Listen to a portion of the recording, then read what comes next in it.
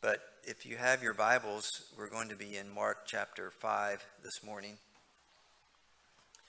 We've been in a sort of a series, if you can remember that far back, on dealing with looking at different encounters that Jesus has in the Gospels. And I think that's an important part of the whole discipleship model that we are supposed to be adhering to, because we claim to be followers of Jesus, right? And remember the different ways of discipleship, the different patterns of discipleship that I've made a reference to before. One is sitting at the feet of the rabbi, and the other is walking in the dust of the rabbi. Sitting at the feet of the rabbi is learning from the teachings of Jesus, whereas walking in the dust of the rabbi refers to looking at his example and following after him and patterning your lives in accordance with his. Look at how he does things, because you want to become like Jesus. That's our goal, isn't it? It's not just to know, but it is to become. This idea of becoming like Christ is a theme that is throughout the New Testament.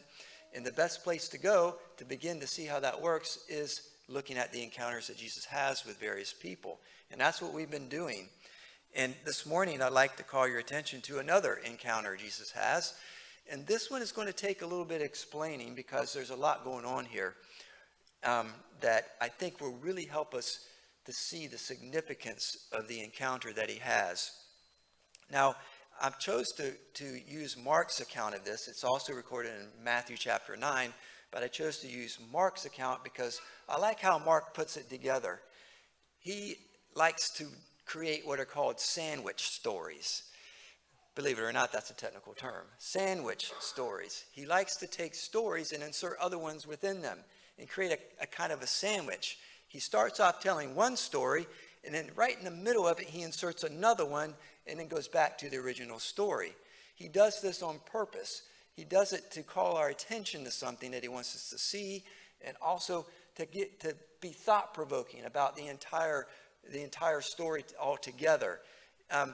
You remember he does this, and I believe it's Mark chapter 11 or 12, when he has Jesus walking down the road and he sees a fig tree that is not bearing fruit, and he curses it. And then what happens next? He goes into the temple, he cleanses the temple, he comes back out, walks by the fig tree again, and observes that it has withered. See, that's what I mean by sandwiching a story within another story. And we're going to see one of those this morning in Mark chapter 5. Now, let me begin by sort of setting the table for you. How would you understand it if I said to you that my grandmother was very much a Victorian? What would that mean? Yes. My grandmother was born in Kenya, Africa, a long time ago. And Kenya, Africa was a British colony when she was born there. And so she was brought up in that culture. Even though it was during the Edwardian period, it was still very much Victorian. The influence was very strong there. And I knew my grandmother. She died shortly after Kathy and I got married. And she played a major, major role in my early life, in my upbringing. She was a huge influence on our entire family. You might say she was a matriarch of the family in a certain sense. But when I say she was a Victorian, what I mean by that is exactly what you said. There were certain things that were just completely improper, for you to talk about, for you to discuss, for you to watch on TV. I mean, it was very, very, very strict adherence to a particular code, if you will, a code of ethics, a code of morality, a code of propriety and impropriety. And she upheld that very strongly. One of the things that I remember her regretting over the years was how American society was sort of losing that. And some of you know this. You've lived long enough to see how things have changed, even on watching television. Things that you never would have been allowed on television. Now you see them all the time, and nobody thinks anything about it anymore. And of course, I'm talking about the way intimacy between men and women is portrayed on television as if it is no big deal, right? There was a time when that would not have been allowed. How many of you remember the Dick Van Dyke Show? They would not even show a married couple sleeping in the same bed. They had separate beds in their bedroom. You know, that's the way it used to be. But now all of that has changed. And so we become quite used to it. We see it all the time. We become callous towards it. We don't even think about it anymore. And one of the interesting things I think that about the biblical world, about the world in which Jesus lived, is that the Victorian type perspective on all of this was very much strongly held. Now, they didn't know anything about Queen Victoria, of course. This is way beforehand, but a similar thing was there. Those kinds of things were not discussed. They weren't talked about in public. And even when we find references to them in the Bible, they are not clearly there. In other words, there are code words used. Euphemisms are used. And sometimes we don't get them because we're Westerners and we don't see that, but that's just the way it was. That was private. It was not to be discussed publicly. But there are other things that were discussed publicly that we don't, even to this day, that we don't talk about publicly. We would be embarrassed to talk about them publicly. So you have to excuse me if this disturbs you, but I have to say it because it's related to this story. But one of those things that was publicly discussed and openly known was women's menstruation. That was a very common discussion. It's recorded in the Old Testament. And I have to read to you a very rather amusing story written by a man. His name is Gary Burge. He lived in the Middle East for a number of years, used to teach there and received some of his education there. And he tells this story. He says, recently, I was walking with my 27-year-old daughter through the old Arab markets of Hebron in the West Bank. The place was crowded with people shopping and selling. Suddenly, a young boy about 12 years old approached her, my daughter, and stuck in her hand a box of sanitary pads and asked my daughter for a price. We were surprised, to say the least, and had to laugh. Rarely in Chicago will young women get approached on the street by a vendor selling feminine hygiene supplies. So that's a good example of what I'm talking about. That's something that we don't, talk about publicly, but it's something that was displayed and talked about publicly in the Middle East. Even to this day, it is done. And we have an interesting story in the Gospel of Mark that is related to this. And I think you already know what this story is because I'm sure you've heard it before. It's a story about Jesus. He has just left the region of the Gentiles on one side of the Sea of Galilee and one side of the Jordan River. It was called the Decapolis region. Decapolis is a Greek term that refers to a confederacy of cities which were conquered by the Romans and set up to be Hellenistic cities. They overthrew the Jewish rule there. The result of that was that these big cities became Greco-Roman cities, and Jews pretty much didn't go into them. We have no record of Jesus going into any of those cities. And all the little Jewish villages that surrounded these cities basically were responsible for producing produce and fish and all kinds of stuff to supply the people in those cities with food. This is what they did. Where did Jesus spend most of his time? In those little villages that surrounded those cities along the Sea of Galilee and in that region. Jesus spends most of his time there, and this is where we see his encounters happening. And Jesus has just been in the Decapolis area, this Gentile area. He has met a man there who was demon-possessed. You know this story, don't you? He was demon-possessed. He lived in a graveyard. He cast the demons out. They go into pigs, and the pigs run down and drowned in the sea. You know that story. This is interesting because it's a story that would render Jesus unclean by any Jewish rabbinical standards. Why? A couple of things going on there. First of all, this is in a Gentile region. That's the first problem. Number two, the guy lives in a graveyard. You don't go in a graveyard. And number 3, there's pigs involved. So Jesus has just left that area. He gets in a boat, and in verse 21, it says, Mark chapter 5, and when Jesus had crossed again in the boat to the other side, so he's passing from one region, the Decapolis region, to the other side, which is a Jewish region. It's literally from one tax region to another region. Herod Philip and Herod Antipas. He's moving from one region to another. It's interesting because in the Gospels, you have to keep that in mind. It's not just saying, well, he's just crossing the lake.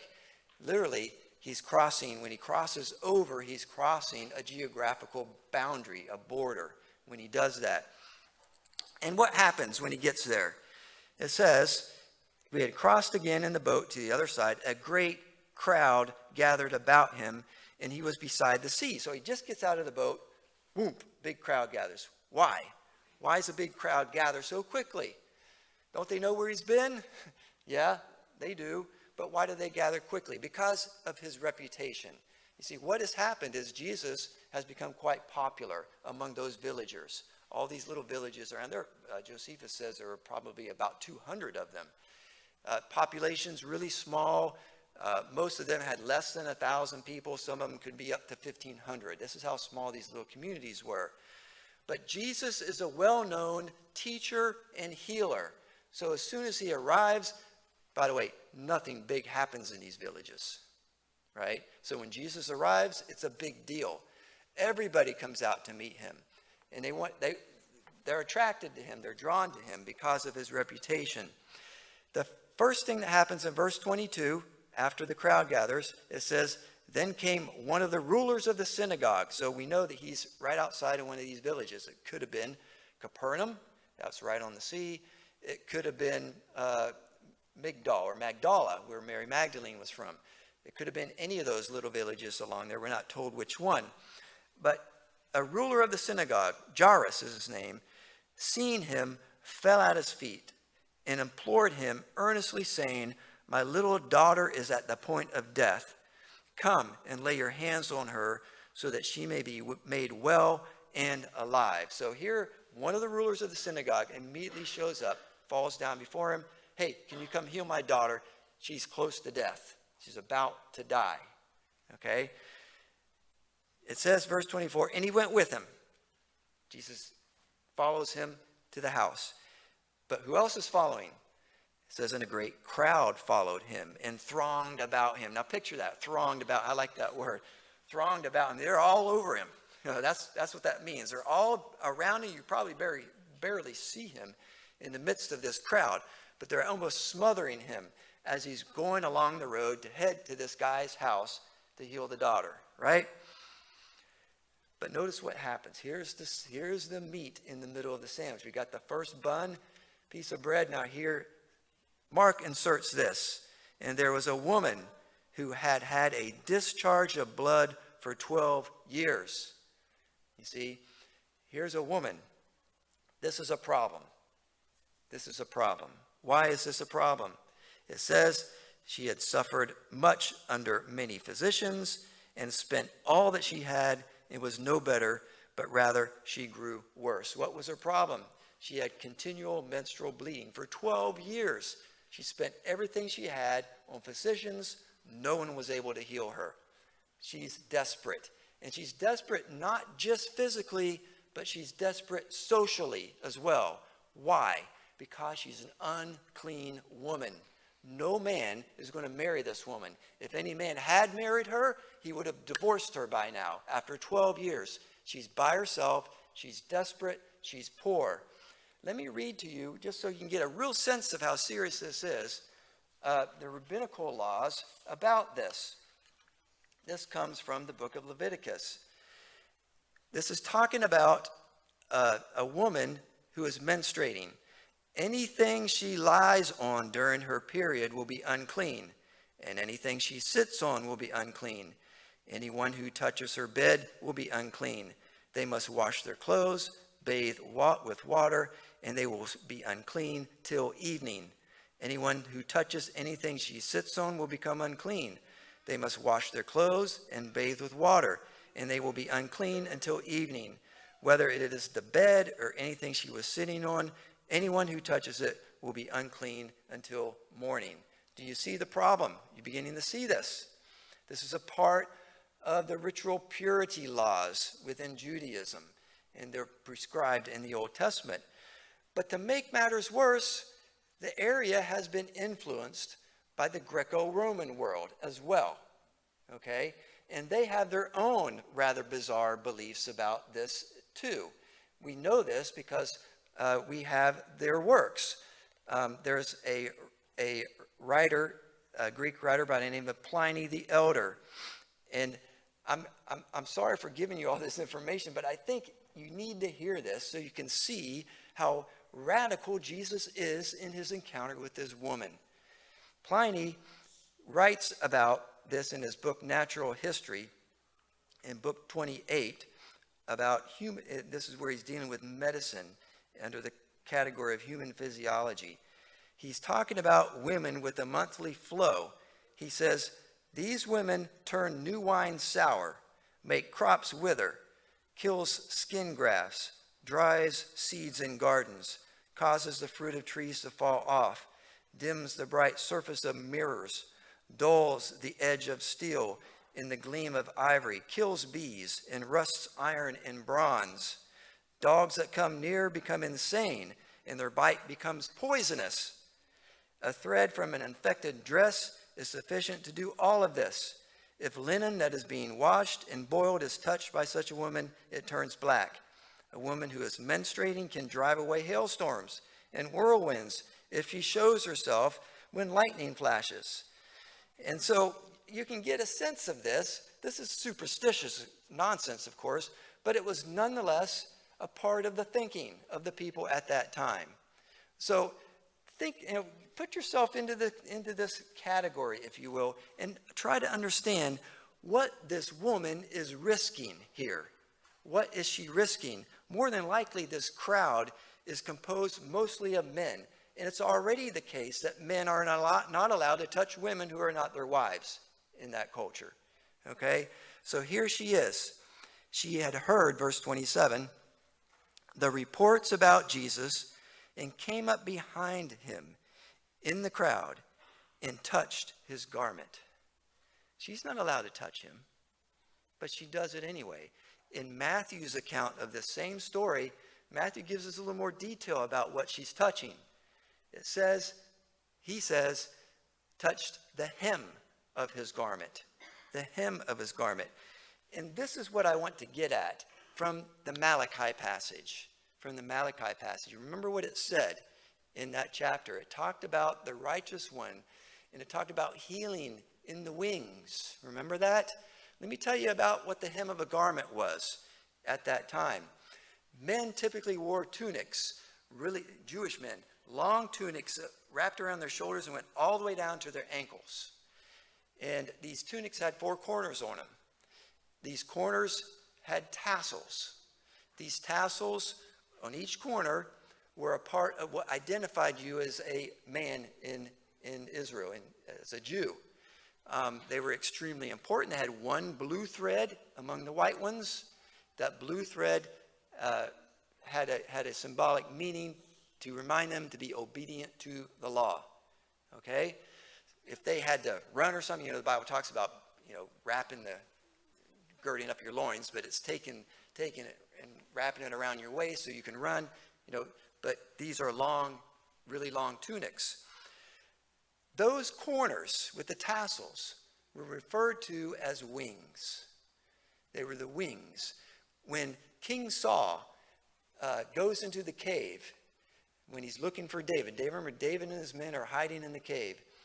He doesn't know that they're in there. Saul is at En-Gedi. He goes into one of the caves to relieve himself. He's going to the bathroom.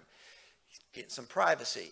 What he doesn't know is that David is in there with his men. He takes off his tunic and sets it down. What does David do? David comes and cuts off the corner. What's he doing? He's cutting off one of the wings. That was symbolic. The Bible talks about cutting off someone. That's a euphemism for killing them, for them dying. David does that. Symbolically, he does it. Of course, in that story, David regrets it, because when he talks to Saul afterwards, you read that passage, it's almost as if he's apologizing for what he did. He feels bad for even doing that. Remember, David's men wanted him to kill him. So these had important meaning. But in Malachi, it says that the righteous one, which is a messianic statement, is coming with healing in his wings. You hear that? Healing in his wings. What does this woman want to do? She wants to reach out and touch one of the wings of his tunic. Why? Because she knows this passage. And she believes that he's the Messiah. And if she touches the wing, she will be healed. And what happens? Well, verse 28 tells us, for she said, if I touch even his garments, I will be made well. And she does it. And what's it say? Verse 29, and immediately the flow of blood dried up, and she felt in her body that she was healed of her disease. And Jesus, verse 30, perceiving in himself that power had gone out from him, immediately turned about in the crowd and said, who touched me? Who touched my garments? And you have to laugh at this. Look at the disciples. Verse 31 said to him, you see the crowd pressing all around you, and you say, who touched me? Look at all these people. Everyone's touching you. But this is a different kind of touch. And he looked around to see who had done it. And here's where you see this woman's courage really being expressed. She's already been courageous here. He's already violated almost every single purity code there was at that time. And here she goes and does another one. But the woman, knowing what had happened to her, came in fear and trembling and fell down before him and told him the whole truth. And what does Jesus say? Daughter, your faith has made you well. Go in peace and be healed of your disease. Now, I want you to notice how he addresses her. What does he say? Daughter. Where is Jesus heading when this happens? He's heading to heal the daughter of Jairus. There's the first connection. There's the first connection. We're going to see the second one when we get to the end of the story. Verse 35, while he was still speaking, there came from the ruler's house some who said, your daughter is dead. Why trouble the teacher any further? So this momentary distraction, it probably happened before this encounter. She dies. Messengers come. Don't bother coming. She has died. But overhearing what they said, verse 36, Jesus said to the ruler of the synagogue, do not fear, only believe. Do not fear, only believe. And he allowed no one to follow him except Peter, James, and John, the brother of James. They came to the house of the ruler of the synagogue, and Jesus saw a commotion, people weeping and wailing loudly. Now, Matthew tells us that there's flute players there, and this was not uncommon.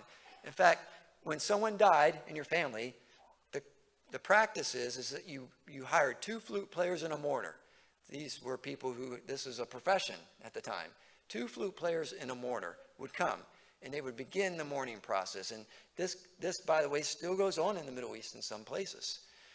It's a really big procedure, and it's a lot of commotion. It's almost insane from our perspective when you see how they mourn and how they almost exaggerate things. And I remember back during the Iraq War when the bombs were going off in Baghdad, and sometimes you would see this. You would see some of the women who would be beating their chests and wailing and crying out, after the death of people from a suicide bomber or something. And that kind of gives you a taste of what this would have been like.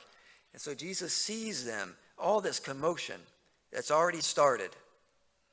Verse 39, and when he had entered, he said to them, why are you making a commotion and weeping? The child is not dead, but sleeping. Now, as you know, sleep is a euphemism throughout the Bible for death, and it may have been a euphemism at the time as well. And verse 40 says what? They laughed at him. and they laughed at him. But he put them all outside, took the child's father and mother and those who were with him, that's Peter, James, and John, and he went in where the child was. So there's 6 of them that are in there. They go in there alone. And here's where we run into a very interesting thing, because in verse 41, taking her by the hand, he said to her, Talitha kumi. That's Aramaic. We don't find too many Aramaic expressions in the New Testament. Here's one of a few, but it's recorded, and it means, little girl, I say to you, arise. I say to you, arise. And immediately the girl got up and began walking, for she was 12 years old. Have we seen that number before? Yes, this is the second connection. Daughter, your faith has made you well. He's going to see the daughter of Jairus. How many years did the woman suffer from the bleeding problem? 12 years. 12 years. And here, we're told, it's a parenthetical statement. So Mark wants us to know this on purpose, intentionally. She was 12 years old, and they were immediately overcome with amazement.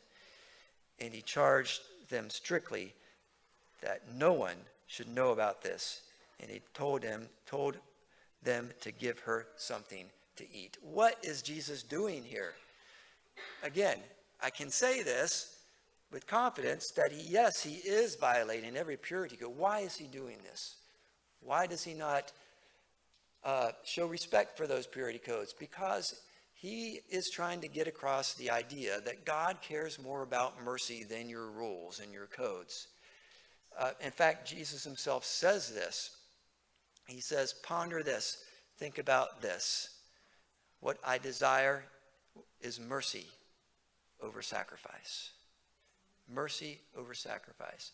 See, one of the things that the people in Jesus' time had forgotten about is that the law was not an ends in itself. It was a means to an end.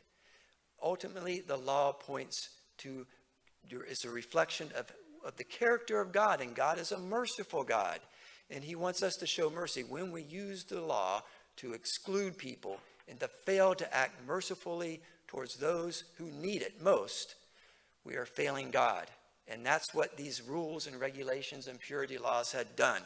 Jesus does, in fact, respect them when they don't get in the way. But when they do, he just blows right through them and violates every one of them so that mercy can be shown to those who need it, who have been excluded from society.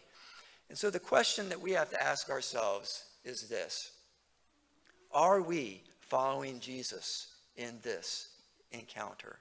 When we have our encounters, are we showing mercy to people who need it most? Or are we excluding people because they're untouchable?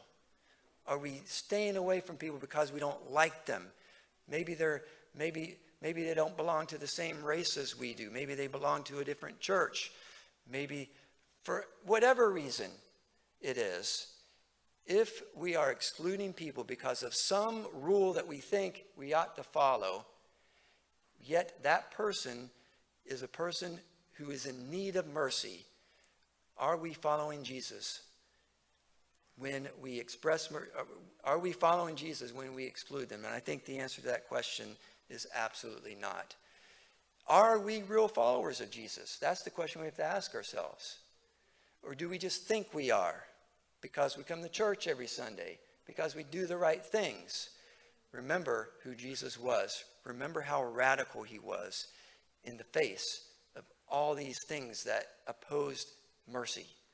Let's not allow ourselves to be deterred from the mercy that we are supposed to be expressing to one another as representatives of God and as followers of Jesus Christ. In that story,